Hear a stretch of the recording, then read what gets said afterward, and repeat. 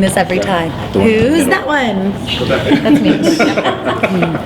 I'm Dante Carver. I'm playing the character DC, which is also the first character in the series that's made specifically to look like the actor.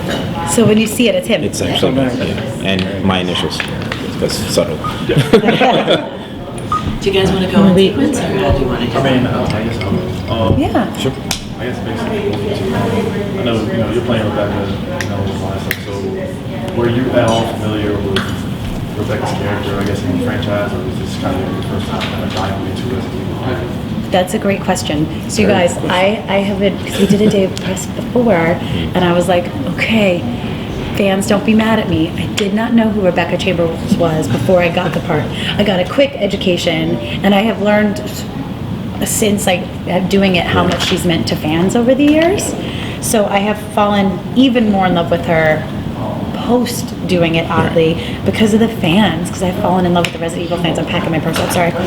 So, yeah, no, I did not know that. I felt lucky in the time, but I'm like so grateful I got to do Rebecca. And for you, I know this is, your full motion capture and stuff, so was that kind of like a big deal for you? Yes and no. I've done motion capture for other projects before, including Metal Gear. That's why I was like, hey, nice shirt. But the style and the way it was taken was very different. So doing it this time with people I've been watching for a long time and working with some directors and producers that I've either wanted to work with or worked with before but just not together, it made it bigger, but it felt closer to me. And I've been a fan of the franchise anyway, so it made it even better. Follow up on that, you said it was different. Was there any challenges differently with this one? Spatial awareness, definitely. Okay. Spatial awareness is very different. Also, working with the head rig was a bit different because when we filmed before, we actually didn't have anything on us. We just had a bunch of cameras everywhere recording different angles, and that was it. But this time we actually had that plus an actual head rig. So you had to be careful of what you were doing when you did action sequences and you're coming close to someone, because We definitely bumped mics and cameras and stuff sometimes, because you would turn and just...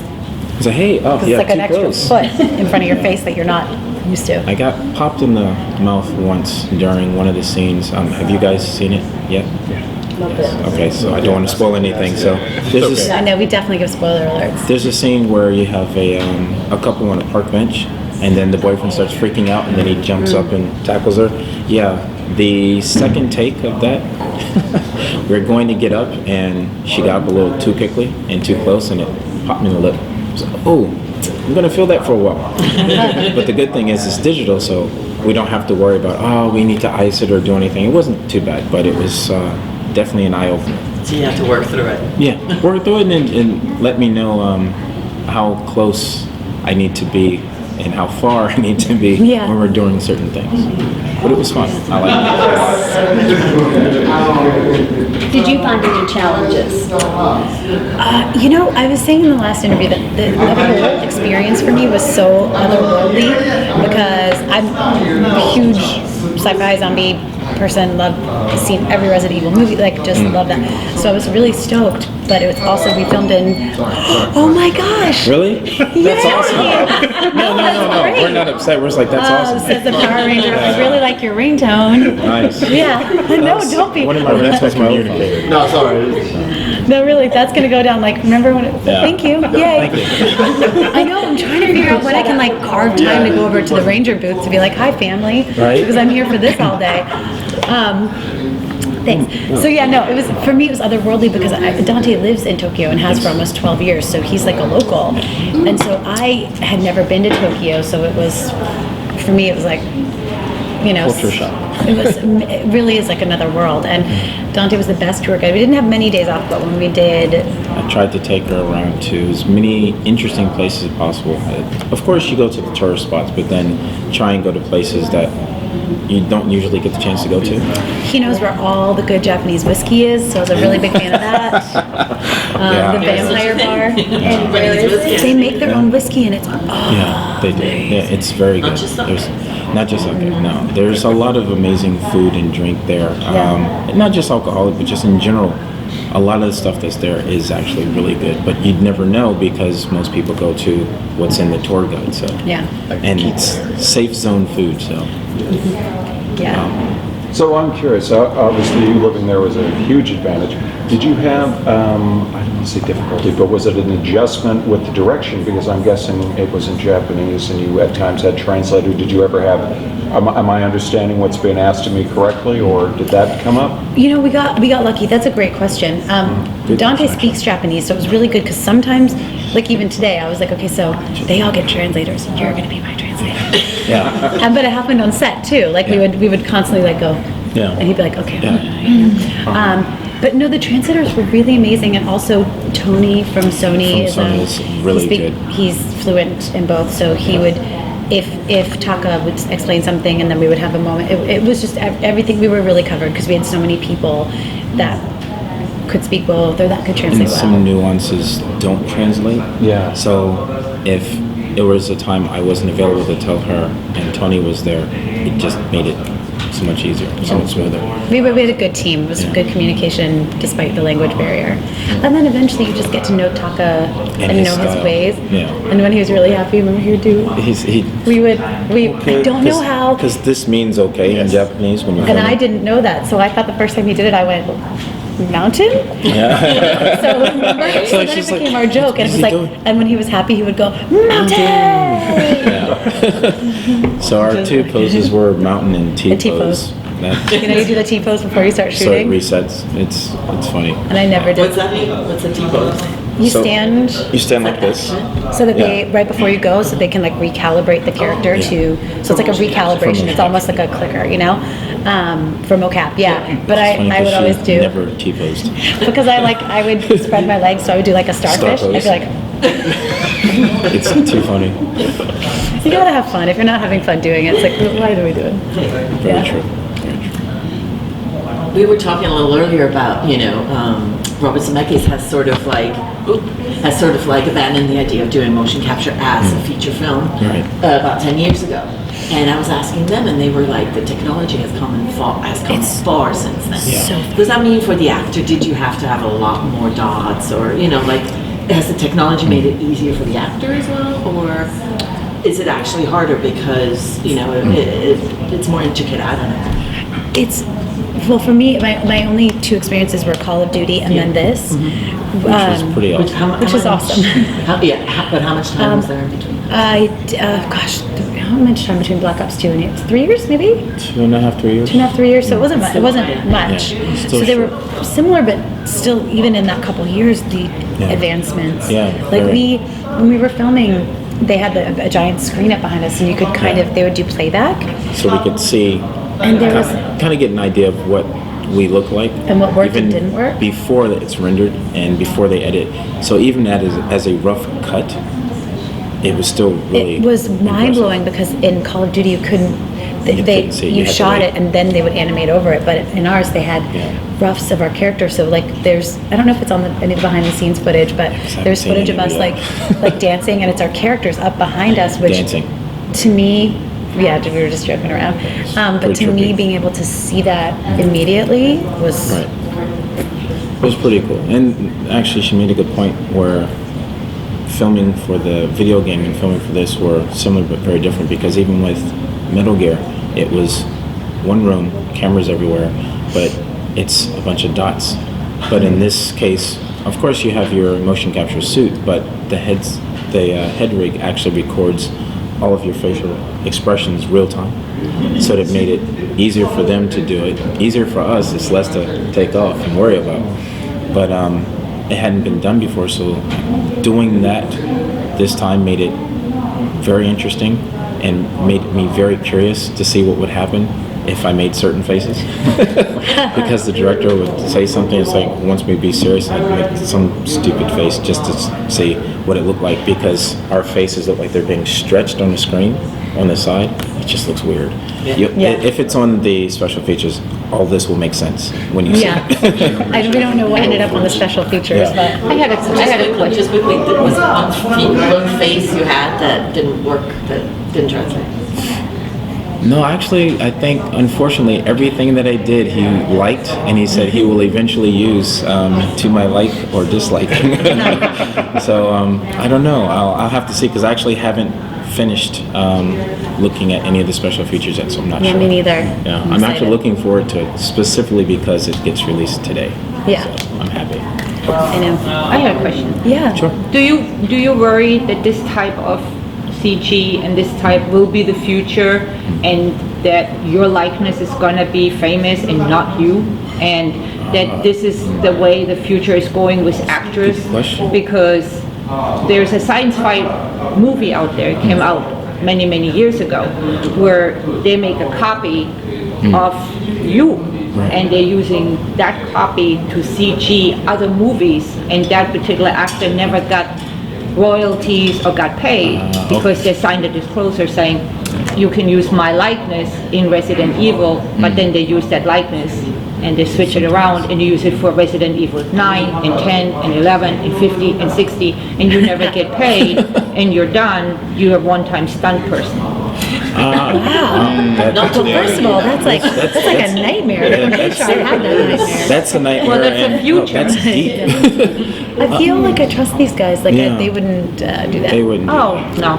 Yeah. No. Plus we have like agents that and from- things that yeah. Yeah, but protected us in the. But what I'm like- saying is, because pretty it could be the future. Oh, this kind of stuff. Oh yeah. I mean, Do you ever think of that? Because now your likeness is always that person at age 25. Right. You see? Yeah. I understand, with the royalties Yeah. and stuff, but this could be the future. We It could all could be be a the future. hologram. In some Yeah, cases, it's it is an advantage.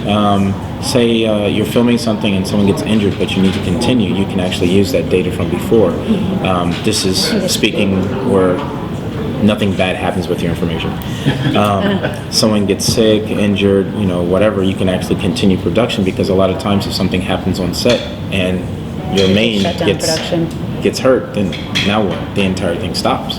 So instead of doing that, it does give you the advantage of continuing, being able to work and move forward. So I don't have that, or I didn't have that fear until you mentioned it. Yikes.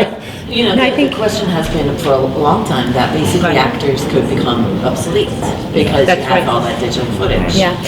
But you And you do. can Well, there's manipulate it a block right now on And it now I have anyway, where like a they stream can't of do it movies legally going right through now. my head, Yeah. like Tron. And, But they're gonna release Exactly. that stuff Goodness. sooner or later. Yeah, I think conversely, because I just saw the Planet of the Apes, not to make it not about Resident Evil, but you guys, it's amazing. Go see it. It's emergency. And I looked I up wanna see it, CG. Oh actually. my gosh, it's CG. And I looked up the cast, and the one that stuck out to me most was, I think it's Judy Greer. I think that's her name. Plays the baby of Caesar. Anyway, she plays like a baby ape, and she's a very well-known, prolific actress.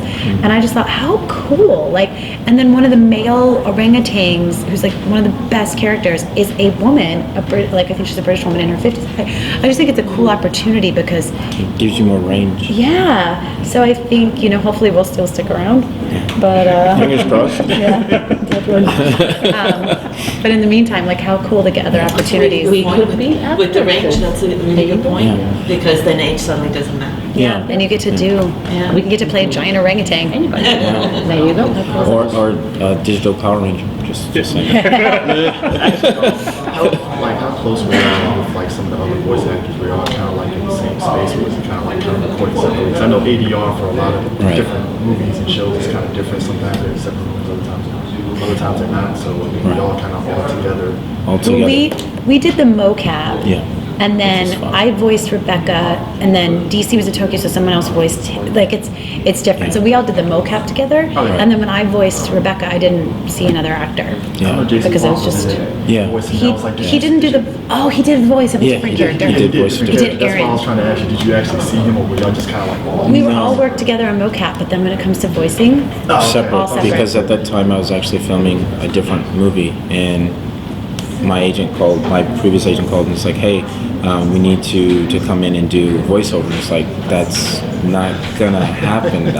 There's no studio around.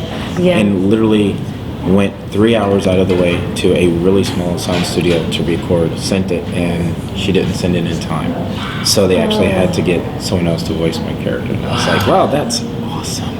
I've had that happen before. Yeah, but where I mean, it's a life lesson, no big deal. I had it happen on The Mentalist, but it was just one scene. Yeah. They had someone come in and do my voice in one scene, but it's me. It's it's live action. Anyway, don't get it. I was like, I was watching. I was like, enough though? that's not my voice. Is it close enough? Everybody So I guess that would be similar to everybody your didn't notice, question. except for my family. Someone else's voice was used for you. For me, I for watch like too much sci-fi. like a major TV Oh, show. that's Yeah, cool. it's very cool. I like it though. I like that part of your brain. Dark Matter? No, I don't think it was dark. Sorry, because that actually happens in Dark It was Matter. it was a movie about a young actress, and they did her whole thing. And then as she got older, she didn't have the contract; it ran out. Sounds like a Black Mirror episode. Yes, it right? does sound like a Black Mirror Mirror episode. episode. Yeah. It might have been. So that Yeah. old movie was Susan Day, right? I don't remember. That's good. Sorry. But yeah, I feel very fortunate that we got to do the mocap Yes. together That because was fun. us and Jason and John DeMita and we were like a little family.